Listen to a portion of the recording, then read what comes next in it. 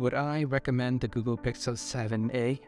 Yes. If that's all you came for, thank you for watching. Please like and subscribe, and see you guys in the next video. But if you want to stick around, I can go into more details. I'm Todd Mobile. I make daily tech videos, and this has been my experience with the Google Pixel 7a after using it for 1 week.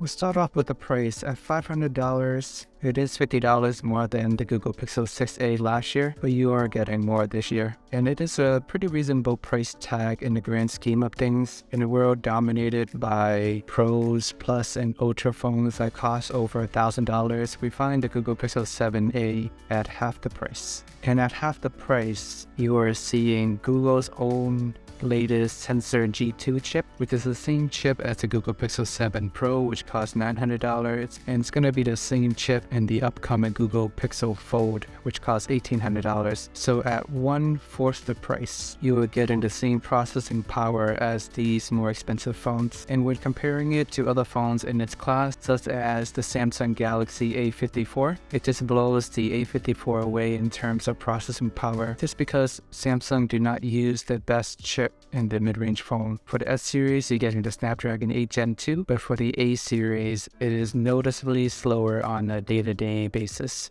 And everything you do on the A54, I do notice that it takes a second or two slower to perform, and every second here and there it does add up throughout the day. But with the Tensor G2 chip on the Google Pixel 7a, I'm getting pretty similar experiences navigating around compared to the S23, which I have used for 70 days, and it does not miss a beat. You get 90 Hz refresh rate, you can scroll back and forth just fine, switching between apps, everything works super smooth and efficient. And in terms of design, you're getting a 6.1-inch display, which is the same size as the Galaxy S23. You do get an upgrade from 60 Hz to 90 Hz from last year's Google Pixel 6a, and this year it even has wireless charging. So all these little things add up in terms of why it costs $50 more than last year. The back of the phone is actually made of plastic, which I wouldn't have known unless I looked it up. It looks and feel pretty similar to the Google Pixel 7 when I was using it for over 40 days. And I actually did drop my Google Pixel 7a 3 times in my first week of owning it.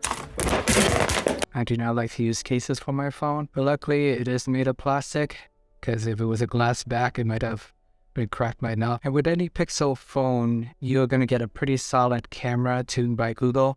And this year you do get a bigger sensor. It is a 64 megapixel camera, which is more than the 50 megapixel camera on the Google Pixel 7 Pro. But if you know anything about cameras, higher megapixel does not necessarily always mean better quality photos. But nonetheless, Pixel 7a still offer a pretty solid camera. Me personally, I have not managed to take up many good photos when I'm taking close-up pictures, but I'm going to continue to experiment. Outdoor photos should be fine. Video recording is pretty solid as well. This video is currently recorded on the Google Pixel 7a. And just in general, for the price range, you are going to get a pretty solid camera made by Google. In the past few years, you will see that in other random camera tests that Pixel phones tend to fare pretty well compared to other much more expensive phones. Battery life is pretty solid for the phone size. In my first week of owning this phone, I get about 10 to 12 hours of total battery life, which is pretty solid. I start my day pretty early, and I'm a pretty heavy user. Just in terms of comparison with the S23, I average roughly 12 to 13 hours. So this one is just a tick below that, but it's only a first week throughout the day, even when I'm not using my phone all the time actively. It is running in the background. If I'm in meetings, I love to use the Google Recording app, which allows me to transcribe the notes, search the notes easier. It makes it super convenient for me. And I know that when processing all these transcription, it does take up a good amount of battery just to run in the background. Hence the okay overall battery life. I still think 10 to 12 hours is pretty solid though. And if you need the extra juice, you can just charge it up again. It only has an 18-watt fast charging. In order to fully charge the phone, it takes about an hour and a half, but in 50%, you can, but within half an hour, you can get it close to 50% battery, which is more than enough to last me the rest of the day if needed. Screen on time first week has only been 1 to 3 hours for me. And in reality, when I'm working, I just don't really use my phone a lot, so I have low screen on time.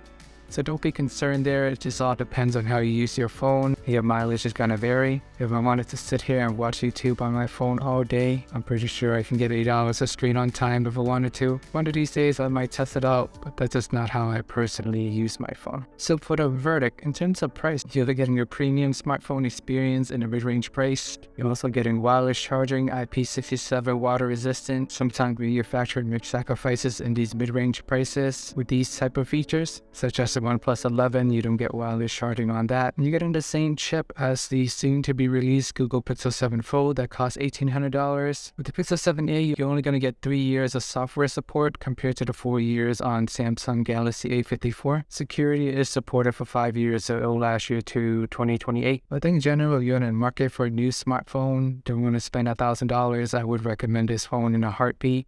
And that's really all there is to it. Thanks for watching. Please like and subscribe. Let me know you would be getting the Google Pixel 7a. If you want to see how this phone performs on a normal day, please check out my daily vlogs.